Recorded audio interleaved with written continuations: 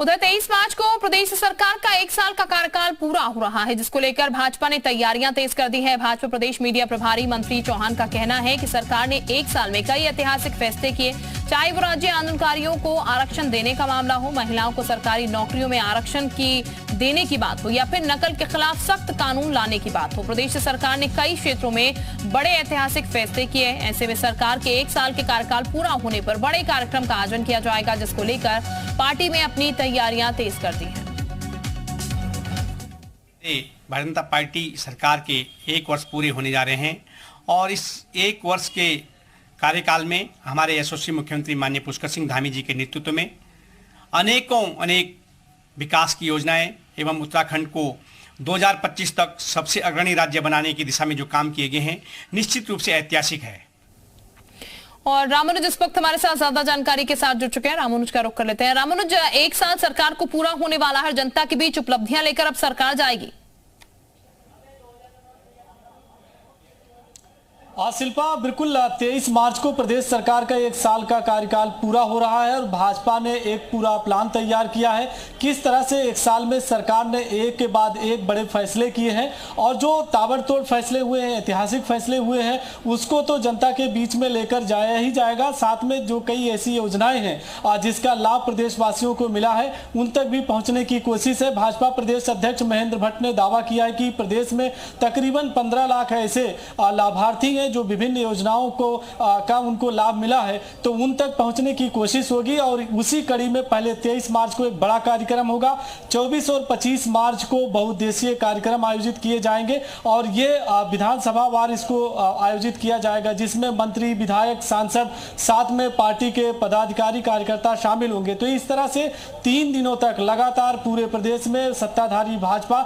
1 साल सरकार के पूरा होने पर कार्यक्रम का आयोजन करेगी और इस बात पर फोकस करेगी कि 1 साल में अभी तक सरकार ने किन किन क्षेत्रों में बड़े फैसले किए हैं। हाल के दिनों में आपने भी देखा कि उत्तराखंड में चाहे वो पेपर लीक का मामला रहा हो या फिर सरकार ने उस माफियाओं के खिलाफ बड़ी कार्रवाई करने के लिए नकल अध्यादेश का नया कानून लेकर आई हो, तो इस तरह से सरकार ने फैसला किया है। 30% महिलाओं को क्षैतिज आरक्षण दिया गया है उत्तराखंड की सरकारी नौकरियों में। तो ये फैसले वो हैं जिनको लेकर के कार्यकर्ता अब आम जनमानस के बीच में जाएंगे, जिसको भाजपा ने फिलहाल जन सहभागिता कार्यक्रम का नाम दिया है। तो इस कड़ी में 23 और 24 और 25 3 दिन तक पूरे प्रदेश में बड़े पैमाने पर कार्यक्रम का आयोजन किया जाएगा और सरकार की उपलब्धियों को आम जनमानस तक पहुंचाने की कोशिश होगी। बिल्कुल, जाहिर तौर पर रामानुज, आम जनमानस तक जो तमाम काम किए गए उनको पहुंचाने की कोशिश होगी। इस बीच कोशिश ये भी होगी रामानुज, क्योंकि हाल ही में बजट पेश किया गया है, तमाम उनमें क्या प्रावधान किए गए हैं, क्योंकि जनता तक बेहतर से बेहतर चीजें पहुंचानी है जो कि जनता का एक तरीके से सरकार का बखान यहां पर कर सके। तो कोशिश ये होगी कि बजट में जो बेहतरी प्रदेश की जनता के लिए की गई है वो भी पहुंचाई जाए इस बीच यहां पर। शिल्पा, बजट सत्र के लेकर के अभी एक एक करके जो भाजपा के वरिष्ठ पदाधिकारी हैं उनकी प्रेस कॉन्फ्रेंस चल रही है और आम लोगों को वो बताने की भी कोशिश कर रहे हैं कि किस तरह से सरकार ने उत्तराखंड की ग्रीष्मकालीन राजधानी गैरसैंण से प्रदेशवासियों के विकास को लेकर के और 77,000 करोड़ रुपए से अधिक का बजट पेश किया है। तो बजट में कई प्रोविजन किए गए हैं, जिसमें खासतौर से किसानों, महिलाओं और युवाओं के लिए है, रोजगार के लिए किस तरह से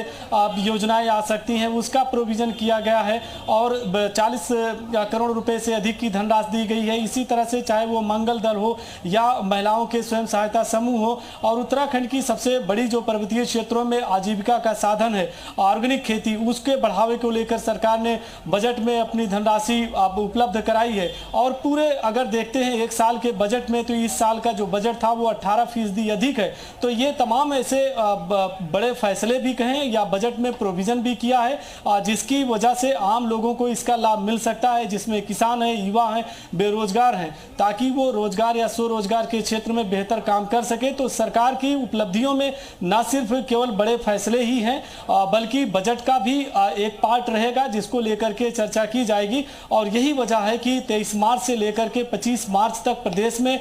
विधानसभा वार बड़े पैमाने पर कार्यक्रम का आयोजन किया जाएगा, जिसमें बहुउद्देशीय कार्यक्रम भी आयोजित किए जाएंगे, ताकि अगर आम लोग आते हैं तो सरकार की कौन कौन सी योजनाएं हैं, चाहे वो पशुपालन के क्षेत्र में ठीक, है, यानी कि मत्स्य तमाम पालन चीजें के जनता क्षेत्र के में है, बीच या फिर रामानुज ले जाई जाएंगी, कोशिश सरकार की यही है। वापस मैं आपके पास लौटूंगी, कुछ और जानकारी भी आपसे लेंगे।